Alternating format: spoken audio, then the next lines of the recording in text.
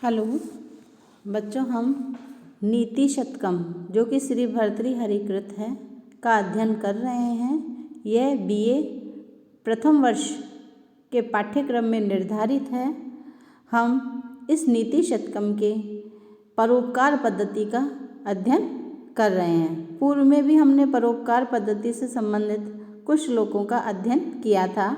आज भी हम इस परोपकार पद्धति से संबंधित श्लोकों का ही अध्ययन कर रहे हैं। इस पद्य में अर्थात प्रस्तुत पद्य में कवि ने सन्मित्र के लक्षणों को बताया है कि इन गुणों से जो युक्त है वही वास्तव में सच्चा मित्र होता है। उन्होंने बताया कि पापान निवार्यति योजयते हिताय गुह्यम निगूहति गुणान प्रकटीकरोति आपदगतं च न जहाति ददाति काले सन्मित्रम लक्षणम ईदम प्रवदन्ति संतः। सन्मित्र यानी श्रेष्ठ मित्र के, अच्छे मित्र के, सच्चे मित्र के ईदम लक्षणम यह लक्षण प्रवदन्ति कहे हैं। किसने? संतः सज्जनों ने, अर्थात सज्जनों ने सन्मित्र के लक्षण बताए हैं। क्या क्या है वो लक्षण? तो सबसे पहले बताया पापान निवार्यति, पापों से निवार्यति हटाता है, दूर करता है। सच्चा मित्र वही है कि यदि उसका मित्र कोई गलत कार्य कर रहा है, पापपूर्ण आचरण कर रहा है, किसी गलत मार्ग पर जा रहा है, तो सर्वप्रथम वह अपने मित्र को समझा करके और उस मार्ग से उसको दूर हटाता है, अर्थात पापान निवारति, पाप करने से रोकता है। साथ ही क्या करता है? योजयते हिताय, और जो हितकारी, उस मित्र के लिए जो हितकारी कार्य हैं उन हितकारी सत्कर्मों में, सद आचरण में उसको योजियत लगाता है, अर्थात उसको प्रवृत्त करता है। गुह्यम निगूहति, अर्थात गुह्यम जो छुपाने योग्य है, निगूहति उसको छुपाता है। मित्र की कहीं कोई कमजोरी है तो स्वयं उसको दूर करने का प्रयास करता है, लेकिन सबके सामने उस कमजोरी को उजागर नहीं करता है। तो यहाँ यही कहा गया है कि गुह्यम निगूहति, अर्थात जो गोपनीय बातें हैं, जो छिपाने योग्य बातें हैं, उनको वह छिपाता है। और गुणान प्रकटीकरोति, और अपने मित्र के जो गुण हैं उन गुणों को सबके सामने प्रकट करता है, उसके गुणों का प्रचार प्रसार करता है, सबके समक्ष उसके गुणों की प्रशंसा करता है। आपदगतम च न जहाति, आपदगतम आपत्ति में ग्रस्त होने पर, विपत्ति से घिरे हुए होने पर, समस्याओं से युक्त होने पर वह न जहाति नहीं छोड़ता है, और ददाती काले, और ददाती देता है काले, समय आने पर। अर्थात सच्चा मित्र वही है जो अपने मित्र को विपत्ति में पड़े हुए देख करके उसको छोड़ता नहीं है, अपितु उन विपत्तियों से, उन आपत्ति काल से उसकी सहायता करता है, उसको उन समस्याओं से निकालने का प्रयास करता है, और आपत्ति आदि में घिरे हुए होने पर यथाशक्ति देता है, अर्थात धन आदि से भी उसकी सहायता करता है। वास्तव में सच्चा मित्र वही है जो अपने मित्र की सुख दुख में हर समय साथ देता है। तो यहाँ कवि ने इसी चीज को बताया है कि जो सच्चा मित्र है वो पाप कर्मों से बचाता है, हितकारी कार्यों में लगाता है, और गोपनीय छिपाने योग्य बातों को छिपाता है, तथा मित्र के गुणों को प्रकट करता है, और मित्र के विपत्तिग्रस्त होने पर उसे छोड़ता नहीं है, अपितु विपत्ति से घिरे होने पर उसकी विपत्तियों से उसकी विपत्तियों को दूर करता है, और समय पड़ने पर धन आदि देता है। वही सच्चा मित्र या सन्मित्र कहा जाता है। तो सज्जनों ने सन्मित्र के लक्षण बताए हैं। यहाँ वसंत तिल का छंद है और समुच्चय अलंकार है। इसी प्रकार अग्रिम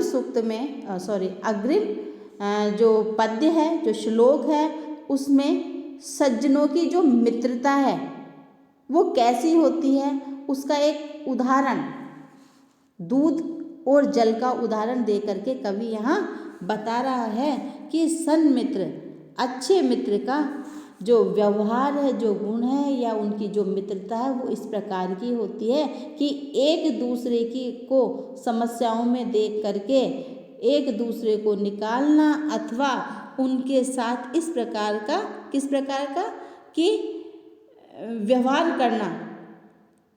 इस पद्य में कवि ने यही बताया है कि जो श्रेष्ठ मित्र हैं उसके गुण और उसका व्यवहार किस प्रकार का है उसकी चर्चा इस श्लोक में की गई है।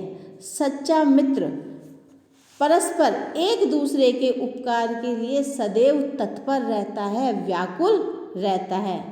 तो यहाँ कहा है क्षीरेण आत्मगतो उदकाय ही गुणा दत्तः पुरा ते अखिलाः क्षीरे तापम अवेक्ष्य तेन पैसा स्वात्मा कृशानौ हुतः गन्तुं पावकम उन्मनः तद अभवद दृष्ट्वा तु मित्रापदम युक्तम तेन जलेन शाम्यति सताम मैत्री पुनः तु ईदृशी। सताम अर्थात सज्जनों की जो मैत्री मित्रता है, पुनः तु ईदृशी अर्थात इस प्रकार की होती है, इस प्रकार की कही गई है। तो कैसी? क्षीरेण, क्षीर कहते हैं दूध को, दूध के द्वारा आत्मगत अपने में स्थित, उदकाय उदक अर्थात जल के लिए, गुणा गुण, दत्ता दे दिए, पुरा पहले, ते अखिला वे सब, अर्थात दूध के अंदर जो जो गुण हैं वो सारे गुण दूध ने अपने जो गुण हैं उनको जल को दे दिया। क्या है दूध के गुण? शीतलता, श्वेतता, मिठास, ये जो सारे गुण हैं इन सारे गुणों को दूध ने अपने मित्र जल को दे दिए। फिर क्षीरे तापम अवेक्ष्य, क्षीरे दूध में, तापम ताप को, उबाल को, गर्मी को या कहो मित्र को दुख में पड़े हुए अवेक्ष देख करके, तेन उसके द्वारा अर्थात जल के द्वारा, तेन पैसा उस जल के द्वारा, स्व आत्म अर्थात अपने आप को, स्वयं को, कृशानौ हुत है आग में झोंक दिया, हवन कर दिया। अर्थात जब दूध गर्म होता है तो सबसे पहले उसका पानी जलकर जलता है, यानी भाप बन के उड़ता है। गंतुम पावक, पावकम उन्मन है, गंतुम पावक है जाने को, कहाँ? पावक आग में जाने को, उन्मन अभवत अर्थात उन्मन व्याकुल मन वाला, अववत हो गया। तद अववत उसको दृष्टवा देख करके, तू मित्र आपदम, तू मित्र आपदम मित्र की आपत्ति को देख करके वह जो दूध है वह भी क्या है?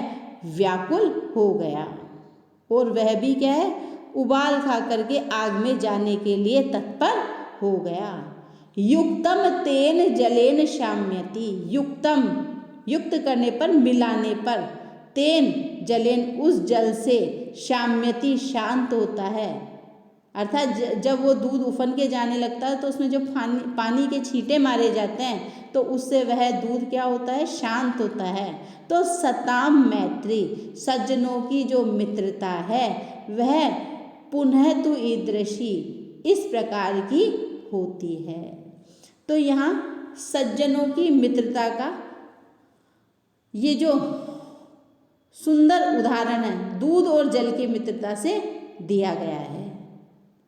सच्चे मित्र वास्तव में परस्पर एक दूसरे के सहायक होते हैं। विपत्ति के समय में प्राणार्पण करके भी वह एक दूसरे की सहायता करने के लिए तत्पर रहते हैं और अपने मित्र को सब कुछ देने के लिए भी तत्पर रहते हैं।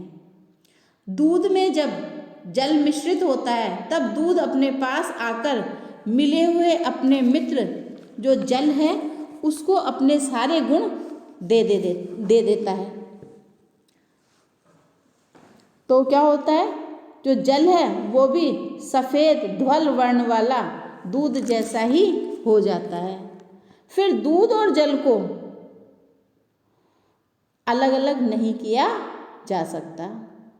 इस प्रकार सबके पहले मित्रता के लिए प्राप्त जल को उसका मित्र दूध अपने सब गुण देकर उसको अपना मित्र बना लेता है। जब दूध को अग्नि पर रखा जाता है और दूध में उफान आने लगता है तो जो जल है वह अपने मित्र को दुखी देख करके, उबलता हुआ देख करके सबसे पहले अग्नि में जाने का प्रयास करता है, अग्नि में गिरता है और अपने प्राणार्पण कर अपने मित्र की रक्षा करता है। पर मित्र की इस विपत्ति को देखकर दूध भी स्वयं अग्नि में जाने के लिए प्रस्तुत हो जाता है, अर्थात व्याकुल हो जाता है, उन्मत्त हो जाता है। उसको अग्नि में जाता हुआ देखकर जब उसमें जल के छींटे दिए जाते हैं अथवा जल डाला जाता है तब वह पुनः अपने मित्र को पाकर शांत हो जाता है। तो सज्जनों की जो मित्रता है वो भी इस प्रकार की होती है।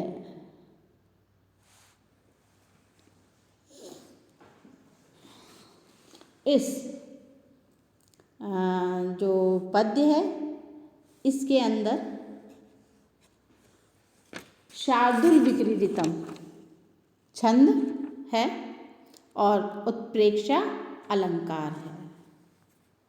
इसके बाद कवि महापुरुषों के महत्व को प्रस्तुत पद्य के माध्यम से बता रहा है।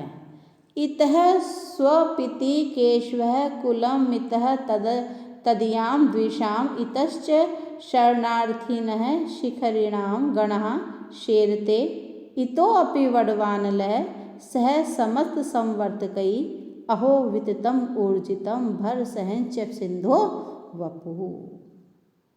तो यहाँ कहा है इतः स्वपीति केशवः, इतः यानी इधर एक स्थान पर, स्वपीति सो रहे हैं कौन, केशव अर्थात विष्णु भगवान।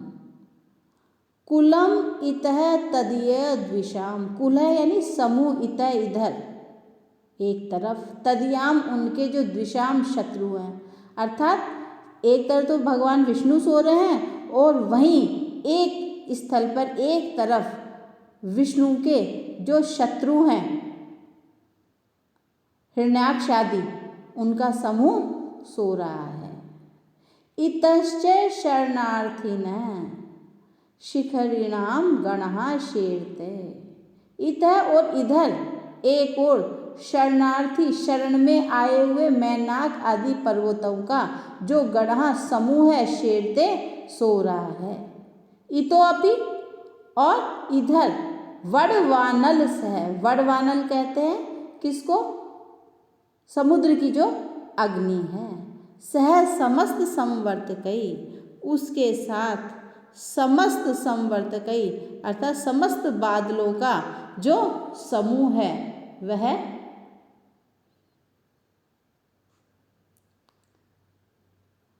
अहो विततम ऊर्जितम, अहो अरे बड़े आश्चर्य की बात है, विततम ऊर्जितम, विततम विस्तृत है, ऊर्जितम बल युक्त है, पराक्रम युक्त है,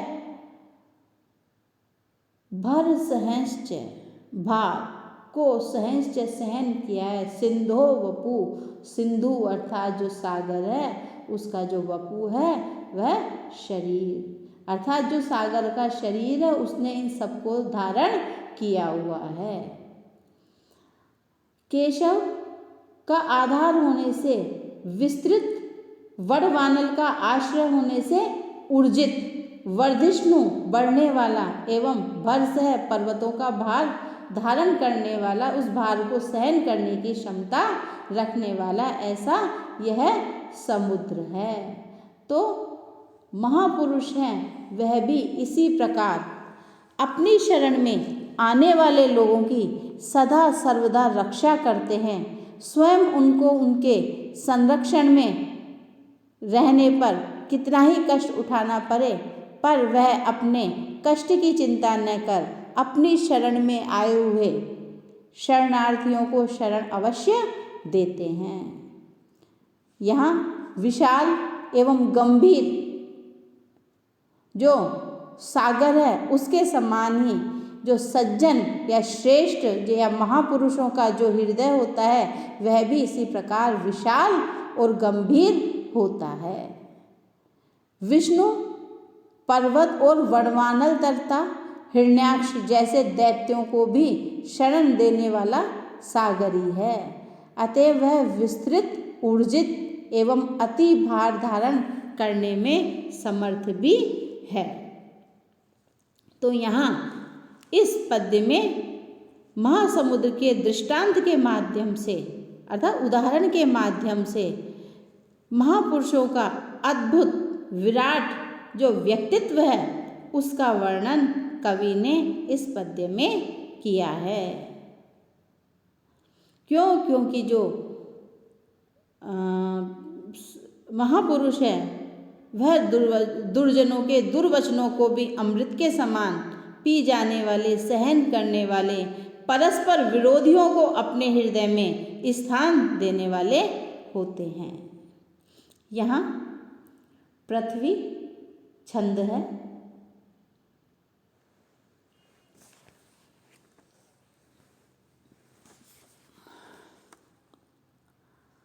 आज हमने इस परोपकार पद्धति के 3 श्लोकों का अध्ययन किया है। आज इतना ही। हम अग्रिम क्लास में इस परोपकार पद्धति के शेष श्लोकों का अध्ययन करेंगे। धन्यवाद।